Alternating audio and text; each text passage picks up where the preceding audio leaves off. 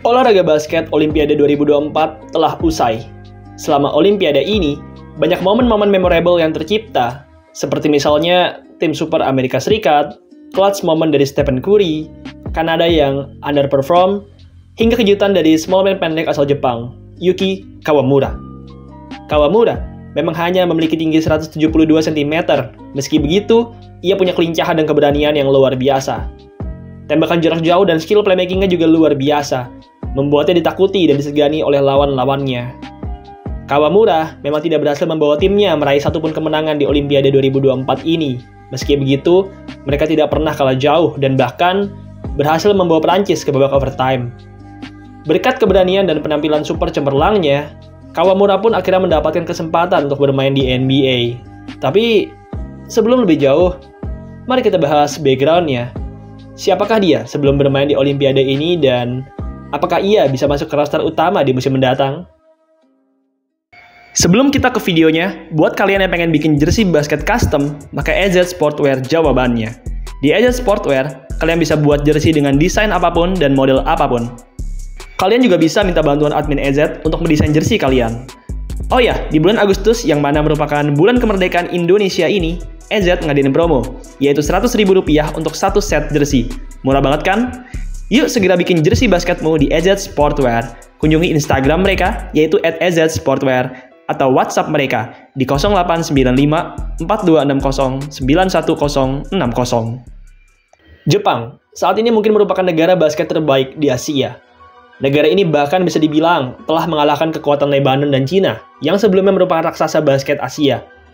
Di Olimpiade 2024, negara Jepang menjadi satu-satunya wakil dari Asia. Skuad Jepang sendiri bisa dibilang cukup solid.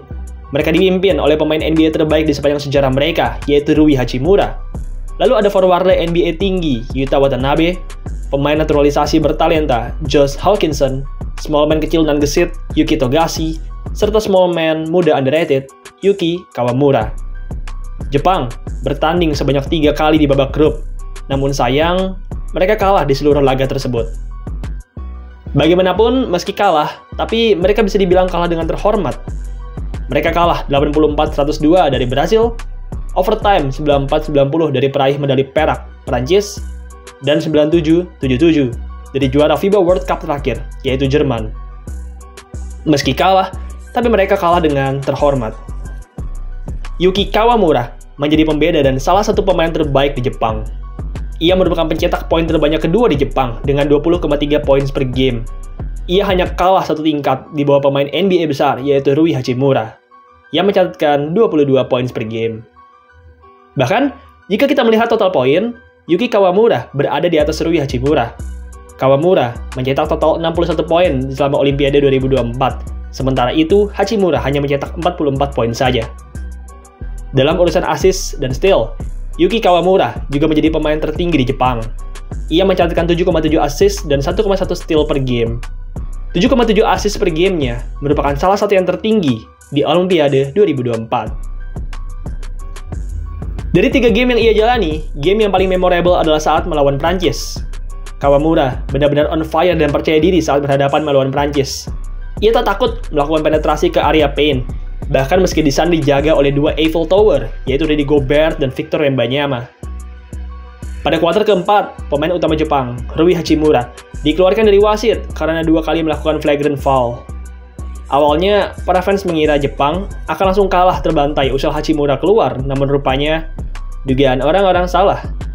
Kawamura berhasil mengambil alih peran dari Rui Hachimura. Lewat penetrasi, playmaking, dan skill menembak yang dahsyat, ia berhasil membuat Jepang berada di atas lagi. Pada detik-detik akhir, Jepang sebenarnya sudah unggul 4 poin dari Prancis, namun saat itu, tembakan 3 poin dari salah satu small man Prancis membuat Prancis jadi hanya tertinggal 1 poin saja. Yang sedihnya, saat itu wasit memberikan 3 points and 1 kepada pemain Prancis tersebut, yang mana foul-nya saat itu dilakukan oleh Yuki Kawamura. Sebenarnya, call dari wasit ini cukup kontroversial. Kawamura memang begitu dekat dengan pemain Prancis saat tembakan dilontarkan. Meski begitu, kontaknya terlihat bukanlah kontak foul. Meski begitu, banyak yang beranggapan, karena Olimpiade bermain di kandangnya Prancis, akhirnya wasit pun sengaja meniupkan foul, agar Prancis bisa punya kesempatan untuk menang. Singkat cerita, foul pun kemudian diberikan dan free throw berhasil dimasukkan, dan kemudian pertandingan pun berlanjut ke babak overtime.